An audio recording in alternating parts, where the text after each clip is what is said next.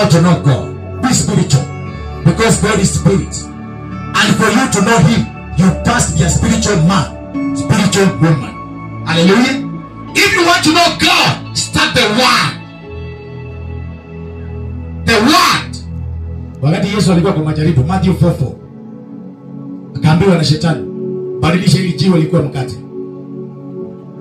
Unajua Yesu alikuwa na power ya kupunch Satan. Alikuwa na power ya kumkemea, lakini by the word he said it is it is. Wakati mko majaribu, can you quote that before the devil? It is written.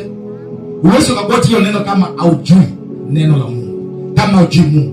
Na ukitaka kujua Mungu, soma Bible. Wacha kudanganywa na manabii. Wewe ndio utafute Biblia. Mimi nilipookoka nilikuwa najua kitu cha kwanza ni kukuwa na Bible. Kama uko hapa na umeokoka more than 1 year na uko kanisani, and you don't have Bible, uwezo ukatoa 1000 hivi ununue Biblia. You are not serious. You don't know, hautaki kujua Mungu. Hautaki kujua Mungu. Unaweza pesa sifa.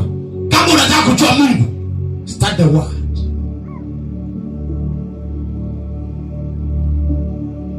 Kuanzia leo, usikubali siku ishe kama hujasoma Bible verse. Kwa sababu hiyo kusoma sio punishment, hiyo kusoma ni kujua Mungu. Haleluya. Hiyo kusoma tu verse moja ni kujua Mungu.